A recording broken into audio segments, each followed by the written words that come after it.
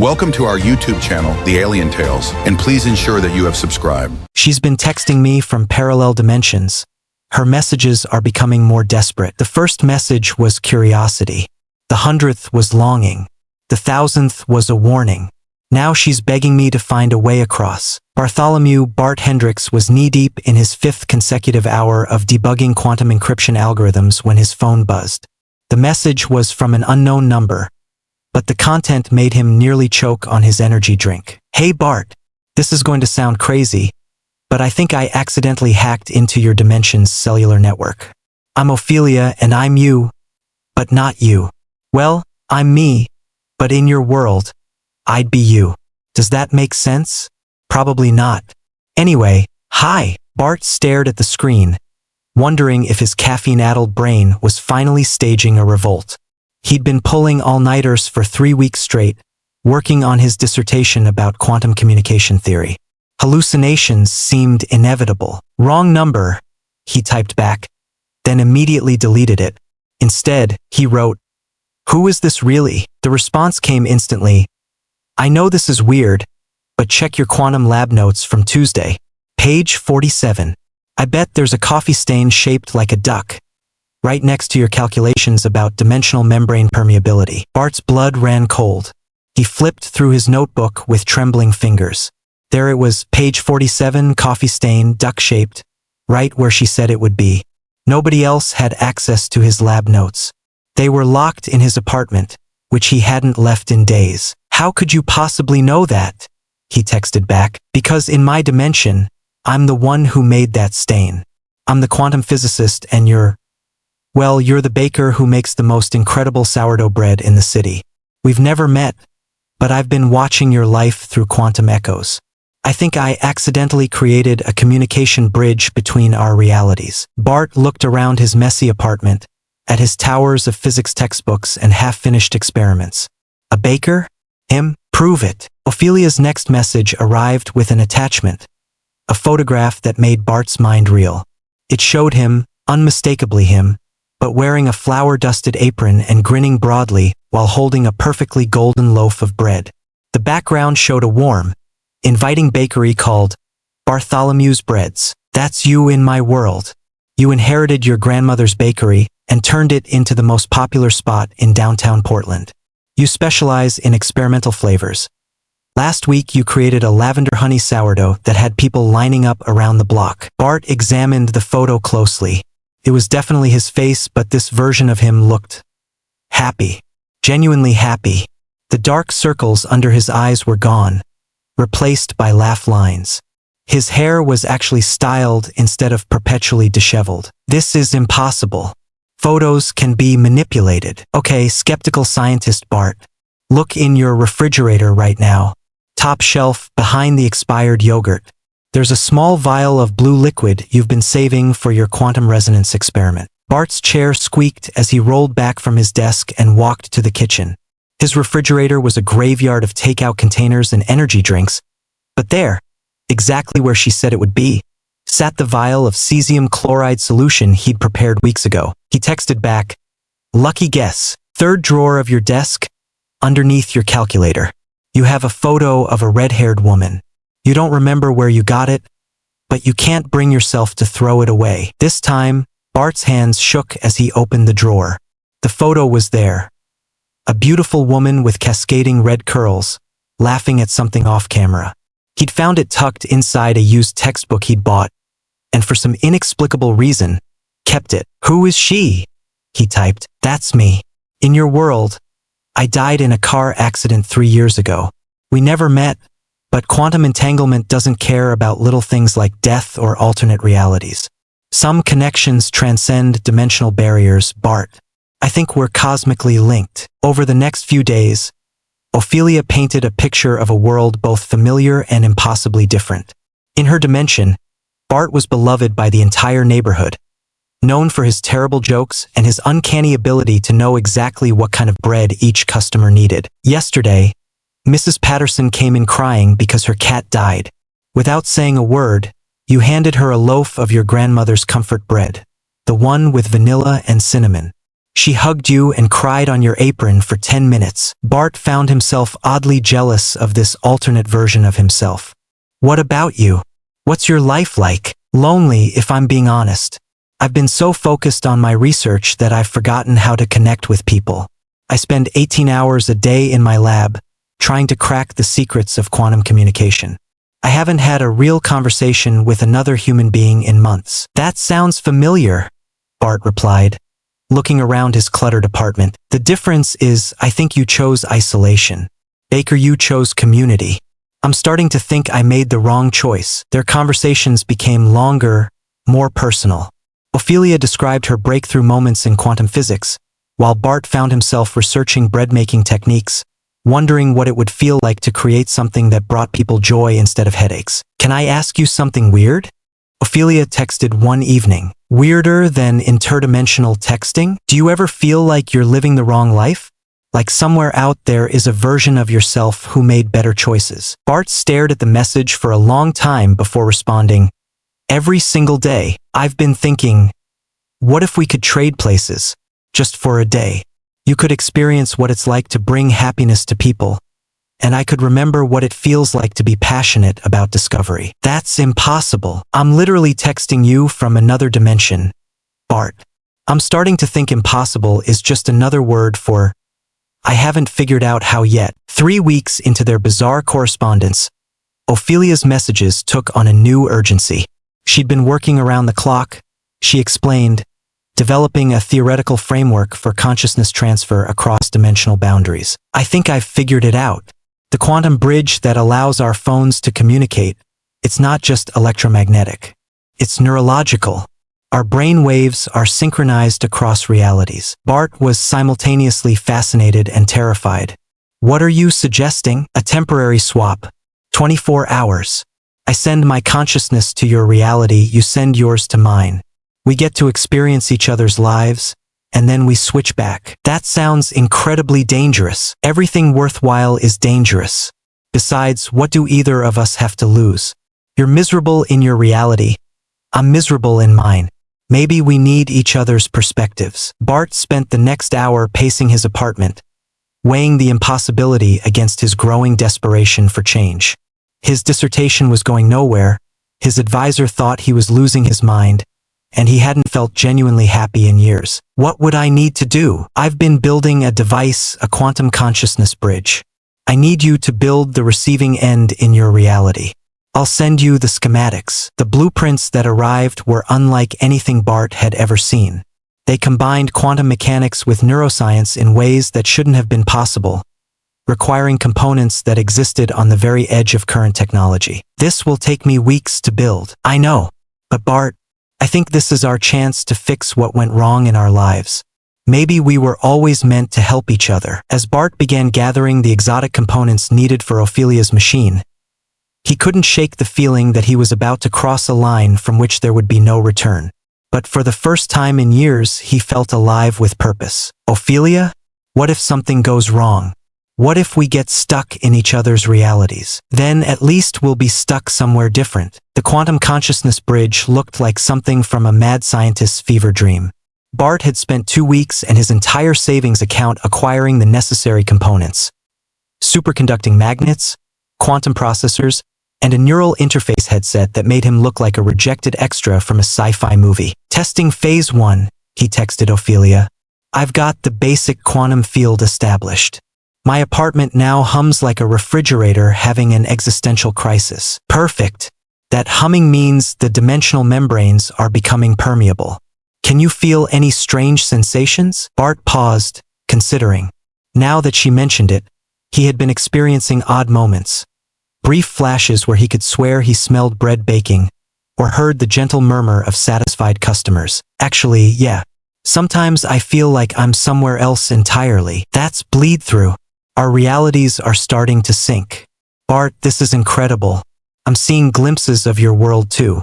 Your apartment is much messier than mine, by the way. Thanks for the judgment. Alternate dimension woman. Oh, I'm not judging. I'm impressed. It takes real commitment to achieve that level of organized chaos. I found a sandwich in my equivalent of your desk drawer yesterday, and I'm pretty sure it achieved sentience. Despite his nervousness, Bart found himself laughing. Ophelia had a way of making even the most terrifying scientific breakthrough feel like an adventure shared between friends. Phase 2 tomorrow? He asked. Ready when you are. Bart, thank you for trusting me with this. I know it's scary. Terrifying, he corrected. But also, I can't remember the last time I was excited about anything. Win or lose, at least we're doing something extraordinary. That night, Bart dreamed of warm kitchens and happy faces, of hands covered in flour instead of quantum equations. He woke up with the strangest sensation that somewhere, in another reality, Ophelia was dreaming of laboratories and the thrill of scientific discovery. Tomorrow, they would attempt the impossible. Countdown in 3, 2, 1.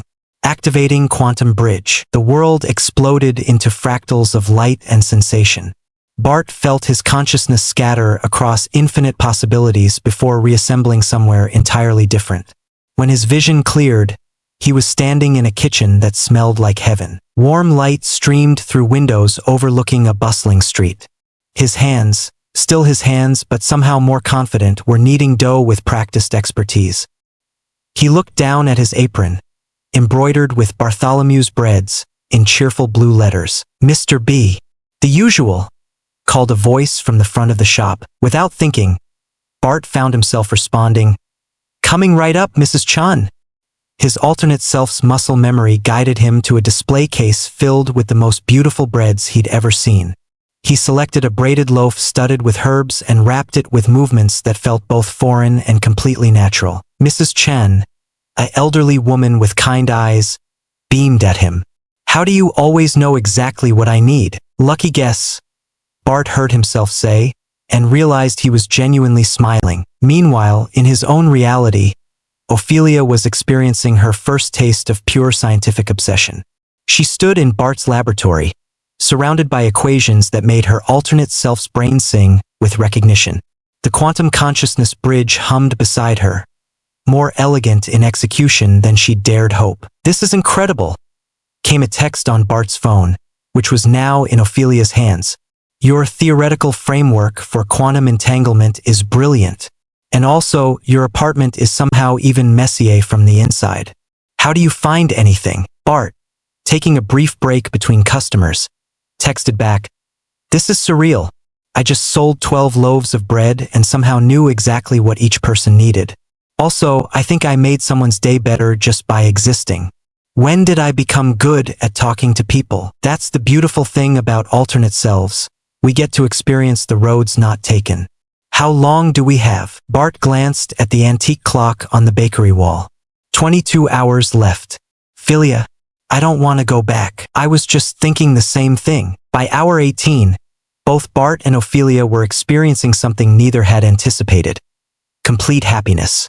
Bart had never felt more fulfilled than when helping customers find the perfect bread for their needs, while Ophelia was making breakthrough discoveries that would revolutionize quantum physics. I solved the dimensional membrane equation, Ophelia texted excitedly.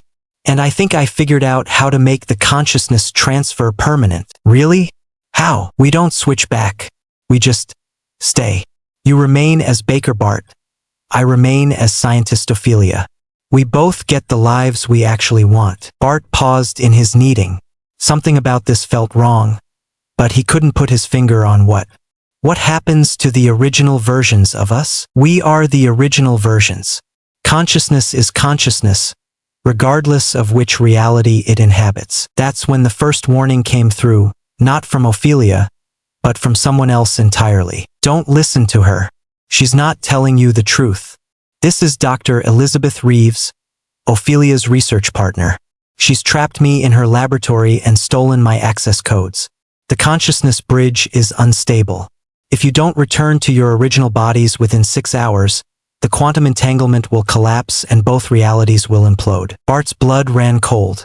Ophelia? Who is Dr. Elizabeth Reeves? The response took longer than usual. Someone who doesn't understand the bigger picture. Bart, don't listen to her. She's trying to sabotage our happiness. That's exactly what someone who was lying would say. Trust me. When have I ever lied to you? Another message appeared from the unknown number. She's been lying from the beginning. Check your quantum field readings. The dimensional membrane isn't just permeable, it's deteriorating. Every minute you stay increases the risk of total reality collapse. Bart looked at his equipment readings. Dr. Reeves was right. The quantum field was becoming increasingly unstable. But the thought of returning to his lonely, purposeless life filled him with dread. Ophelia, we need to switch back. Now. No. I won't let you condemn us both to misery. You don't get to make that choice for me. Actually, I do. I'm about to destroy the quantum bridge from this end. We're staying, Bart. Forever. Please, Bart, you have to understand. I've never been happy before. Not once in my entire life. Science was supposed to fulfill me, but it just made me more isolated. Here, in your world, I finally feel like I matter. Bart stared at his phone, torn between empathy and horror. Through the bakery window, he could see people walking by, living their lives, completely unaware that their entire reality hung in the balance. Ophelia, you can't just steal my life. I'm not stealing it. I'm living it better than you ever did. Do you know how many scientific breakthroughs I've made in the past 18 hours? I've advanced quantum physics by decades. Dr. Reeves' messages kept coming. The dimensional walls are breaking down. I'm detecting reality bleeds in 17 different sectors. If this continues, both universes will collapse into quantum foam. You have less than 4 hours. Bart made a decision.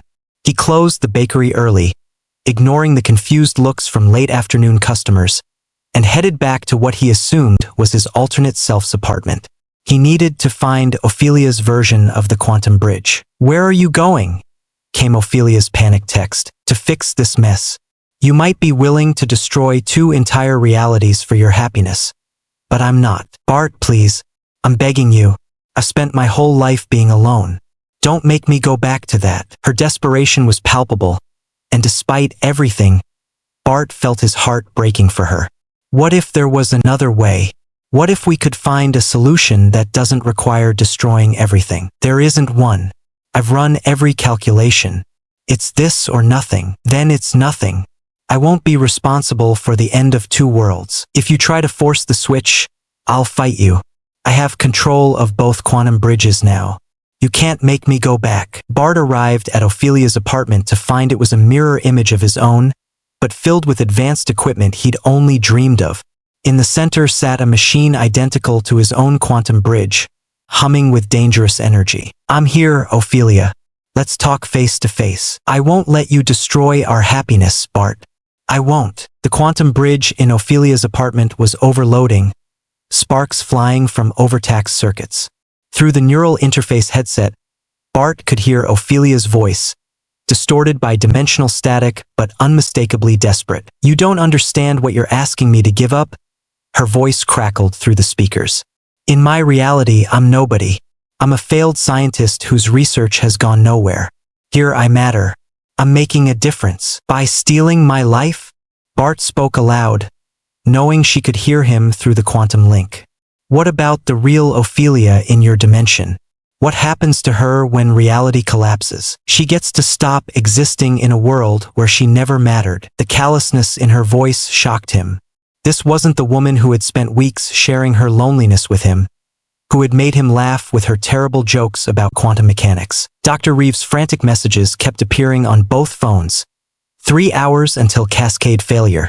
The reality bleeds are accelerating. I'm detecting temporal anomalies in both dimensions. Ophelia, listen to me, Bart said, placing his hands on the neural interface. I know what it's like to feel worthless.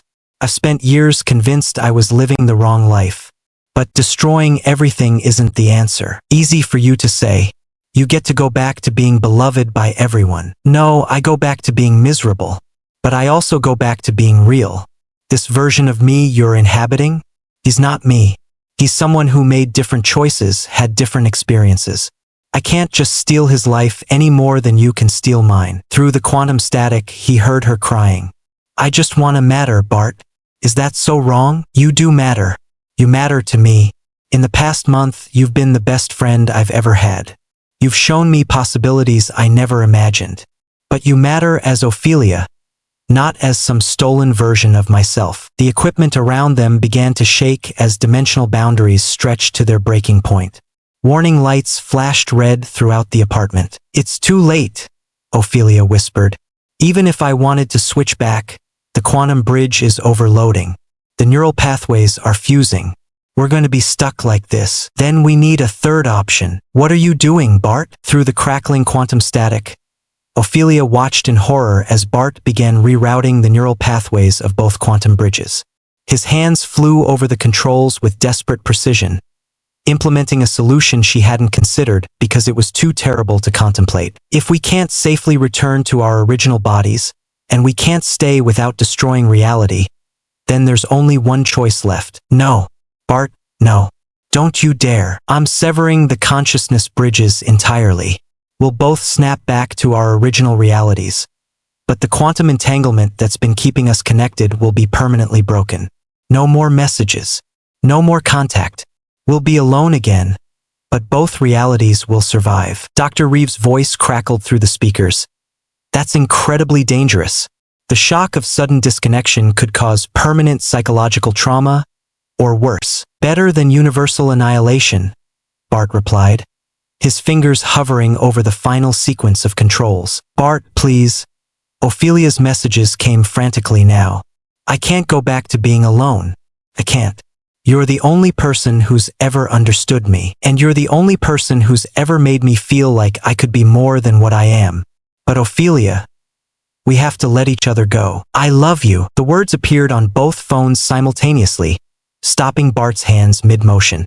In all their weeks of conversation, through all their shared loneliness and growing connection, neither had dared speak those words. "I know it's crazy. I know we've never actually met. But I love the person you are, the mind you have, the way you make me laugh even when the universe is ending. I love you, and if you sever this connection, I'll never be able to tell you again." Tears blurred Bart's vision. "I love you too. That's why I have to save you. Save us both. Don't disconnect the bridges, redirect them. Instead of switching our consciousness, merge our realities. Bring our dimensions together." "That's impossible. 2 months ago, you thought texting across dimensions was impossible. Bart, what if we're not supposed to choose between our realities? What if we're supposed to find a way to have both?" Dr. Reeves' voice cut through the static. "The dimensional barriers are at critical failure. Whatever you're going to do, you have 30 seconds. Bart looked at the quantum equations scrolling across his screen, then at Ophelia's desperate messages still appearing on his phone. "Ophelia, if this works, we'll create something completely new. A reality where both versions of ourselves can exist. And if it doesn't work, then at least we'll face the end together." He placed his hands on the controls and began the most complex quantum manipulation ever attempted, racing against the collapse of everything he'd ever known. In both dimensions, the quantum bridges began to sing with impossible harmonies as reality itself prepared to transform. "Bart, yeah, thank you for taking the risk. Thank you for being worth it." The universe held its breath, and then,